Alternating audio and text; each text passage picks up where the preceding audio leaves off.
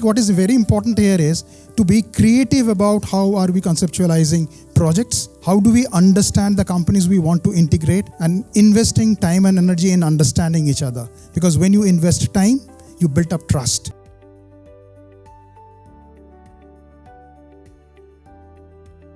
How fortunate we are to be in this country where the CSR spending is also a mandate at one end, and it's a lot of resources. So in the opening session in the morning, we did hear about that when this Company Act came in, there were around 10,000 companies, and it has very quickly scaled up to 35,000 companies. And 1 lakh crore rupees would be the number that we will be looking forward. So there is a lot of resources which is also coming into this sector.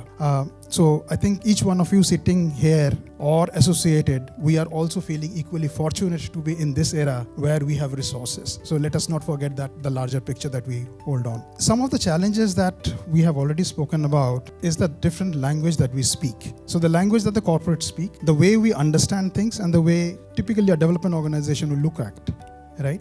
And I see that the intent is there. I think as a company, you want to really invest in areas which is really meaningful. As an organization, you also want to do things which are impactful.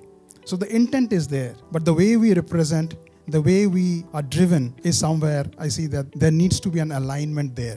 And that alignment is something which is very important. But one thing I would like to stop here, that those who are in the corporate sector or coming from the companies would know the first tagline is know your client. And I think it's equally true for those who are in the development sector. For the civil society organization, knowing your client is equally important. The more as a civil society organization, we know about the company, we know about the core business, the more we are able to align with the core values, the principles of the company, the better probability or the chances that we have that our proposal will be reflecting to the core business. CSR is a small part of it, but if you want to really make an impact, it's important that we have to align it with the core business. So I come from the domain of sight, eye health. And we are conceptualizing a project which is for the truck drivers. So definitely, what are the things that can come to your mind? One is definitely organizations, those who are working in road safety, agencies, those who are working in the domain of road safety, and 40% of the drivers, those who are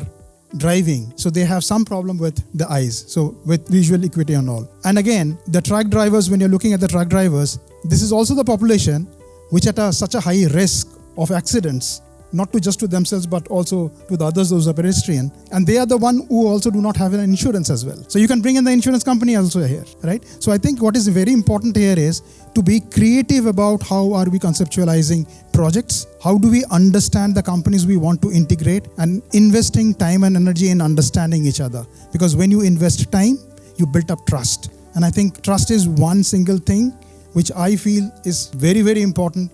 Because there are people sitting in this room, I'm pretty sure that we do not only invest in good proposals, we invest in people. If we trust someone, we will invest, irrespective of what is the quality of the proposal. And the best of the proposal, which gets funded, are not the best proposal, trust me. When we started talking to some of the chefs, the 5-star chefs, and this was in the city of Nasik, so Nasik has a training institute, and we told the chef that, chef, you have to come up with recipes which is palatable and the kids are interested to eat. Chef said, ho jayega. Of course, they are chefs, right? So they are trained to do it. But each recipe should have 8 grams of protein, 1200 calories, yeah? And you have to make that recipe in rupees 2, because rupees 2 was earmarked for every recipe. Yeah, that was the highest that you can go. For the first time in their life, and the chef honestly said that we have never heard something like this, that you have to come up with a recipe with a earmark of 2 rupees and not beyond that. Pehle laga nahi ho payega. Then, but again, the resilience within the team. What the team did was, the chef and the ICDS supervisor, they decided to go for, again, to the same center where we saw the lot of leftover of food. So the group visited that center and found that there are a lot of locally available nutritious food, raw materials, right, which are available locally.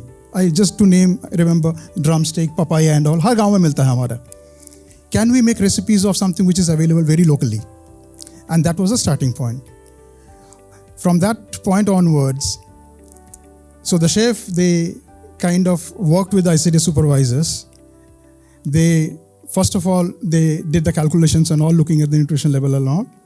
And the recipes were jointly cooked. And this was at the cooking range, the training range that is there in the city of Nasik for Taj. They cooked the recipes together and 26 recipes came out of it. That was the time Mr. Ujjwal Uke was the commissioner of ICDS. And when he realized that my own ICDS supervisor has come up with a recipe which meets all the nutrition requirement, and again, the magical figure of 2 rupees, it was scaled up across the state. So I think this is one of the examples which is very close to my heart, where the government, the civil society and the corporate came together. And just to kind of, I just want to highlight a couple of things here.